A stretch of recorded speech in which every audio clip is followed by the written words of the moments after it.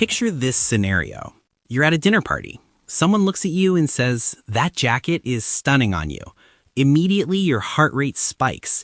You feel a strange, burning need to get rid of the attention. So you panic. You say, "This old rag?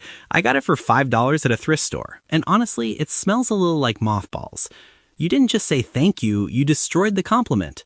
Why do we treat praise like a hot potato that burns our hands? High five to everyone tuning in. You're listening to another session here at the Fluency Lab.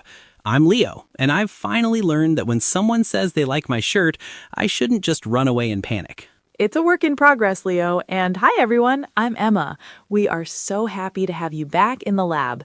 This is the place where we dissect the English language and help you move from textbook robotic to naturally confident. Today's topic is a bit of a psychological minefield. We're talking about accepting compliments. Oh, this is a classic B2C1 struggle. You've worked hard on your English, you've worked hard on your career, and then someone says, "Wow, your presentation was incredible." And suddenly your brain freezes. You don't want to sound arrogant, but you also don't want to sound like you have zero self-esteem. It's that awkward dance between humility and confidence. How do we do it without making everyone feel uncomfortable? Let's dive in. So, Emma, let's talk about the most common mistake. I call it the deflection. Someone says, "Your English is amazing," and the student immediately says, No, it's terrible. I make so many mistakes." Why do we do that? It's a natural reflex, Leo. We think that by putting ourselves down, we're being humble. But actually, from a native speaker's perspective, deflecting a compliment can sometimes feel like you're telling the other person their opinion is wrong. Right. If I say, "I love your work," and you say, "It's garbage," you're basically saying my taste in work is bad. Exactly. It creates a social debt. Now I feel like I have to convince you that you are good, and the conversation becomes heavy. In English-speaking cultures, especially in the US or UK, the goal is to keep the energy light and positive. But there is actually a deeper psychological reason for this deflection. It's something psychologists call cognitive dissonance. Cognitive dissonance. That's when your brain holds two conflicting beliefs at the same time, right? Precisely. If your internal narrative, the story you tell yourself, is, "I am still learning," or "I am not an expert yet," and then someone hits you with, "You are a master," your brain rejects it. It feels like a lie. So the deflection isn't just politeness, it's your brain trying to protect your own reality. You are trying to resolve the tension between their high praise and your lower self-perception. That makes so much sense. It feels physically uncomfortable because it challenges our identity. But as you said, for the listener, it's just exhausting. It turns a nice moment into an argument. And historically, this wasn't always the case. If you look back at Victorian etiquette manuals from the 19th century, there was a rigid structure to this. You were often expected to remain silent or demure, but in modern English pragmatics, the study of how language is used socially, we operate under what researchers call the agreement principle. The agreement principle? Yes, in conversation, we generally prefer to agree with our partner to build solidarity. So if you say, "You are good," and I say, "No, I'm not," I am violating that principle of agreement. I am breaking the social bond you just tried to build. Okay, so if we shouldn't say, "No, I'm bad," what's the formula? The gold standard is what I call thank you plus. Step 1, say thank you. Don't skip this. Step 2, add a small positive detail.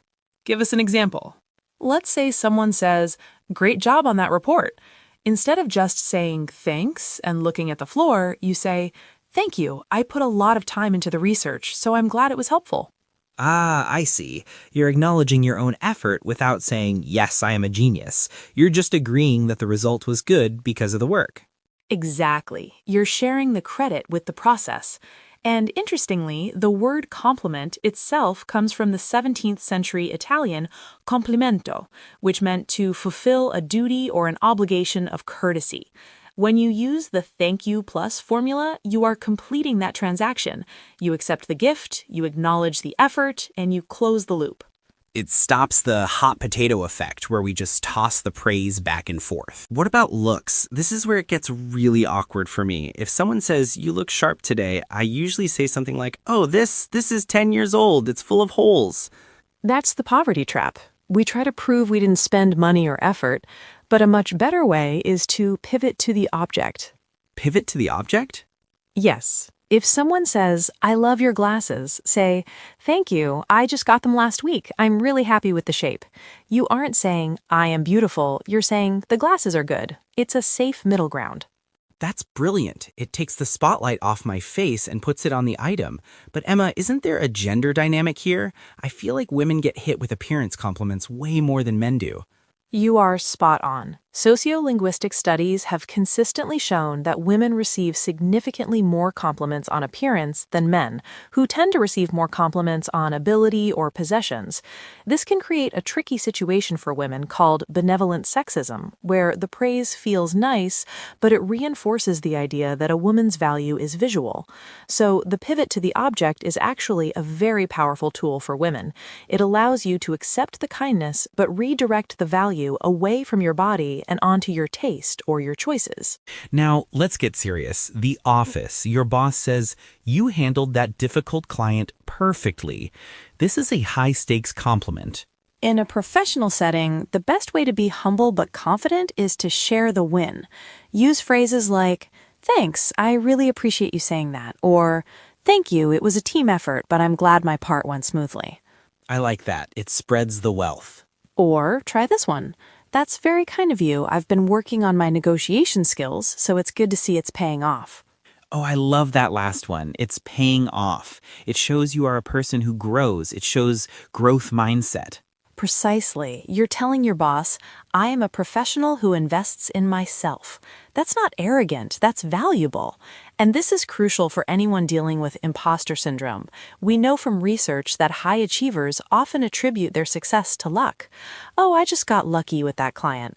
By using the phrase, "I've been working on this," you are verbally training your own brain to accept that your success is due to skill, not magic. That is a powerful reframe. You are hacking your own psychology while being polite. But we have to address the cultural elephant in the room. We have listeners from all over the world. In some cultures, accepting a compliment directly is actually seen as rude, right? Absolutely. This is the difference between high context and low context cultures. In many East Asian cultures, for example, there is a strong modesty principle. If I compliment you in Japan or China, the culturally appropriate response is often denial, like, "No, not at all, I'm still learning." It signals respect for the group hierarchy. But in the US, UK, or Australia, low context cultures, denial is confusing. We interpret it literally. If you deny my compliment, I might think you are fishing for more praise or that you are insecure. So if our listener is Japanese or Chinese and they are speaking English in New York, they need to switch their cultural operating system. Yes, when you switch languages, you often have to switch social codes. You don't have to abandon your modesty, but you have to express it differently. Instead of denying the skill, you acknowledge the support. "Thank you, I had great teachers." What if someone is, over-complimenting? Like they won't stop. It feels fake or just overwhelming. That can be tricky. If it's becoming too much, you can use the deflector shield, but a polite one. You say, "You're far too kind, honestly. But enough about me. How is your project coming along?" The return to sender move. Yes, you acknowledge the kindness, but you immediately move the spotlight to them. It's polite, it's graceful, and it stops the awkward praise loop. We should mention the tone of voice. In English, if you say "thank you" with a flat voice and no eye contact, it sounds like you're annoyed. So true. Intonation is 50% of the compliment. You need a rising tone. "Thank you." High energy. A small smile goes a long way. Remember, listeners, a compliment is a gift. If someone gives you a gift, you don't throw it back in their face. You accept it with a smile, even if you're shy.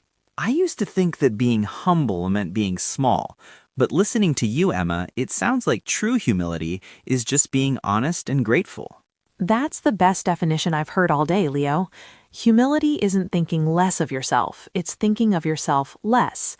When you accept the compliment gracefully, you stop focusing on your own awkwardness and focus on the connection with the other person.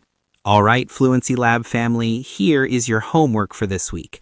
The next time someone says something nice to you, whether it's about your English, your hair, or your work, I want you to use the thank you plus rule. Don't say no, don't say it was nothing, just say, thank you, I'm really happy with how it turned out, or thank you, that's so nice of you to notice. And if you're feeling brave, tell us in the comments, what's the hardest compliment for you to accept? We promise not to make it awkward. Well, our time in the lab is up for today. It's been a pleasure as always. Go out there and be your confident, brilliant selves. You guys are awesome, and yes, that's a compliment, so just say thank you. We're out of here. Catch you on the flip side. Keep shining. Bye. See ya.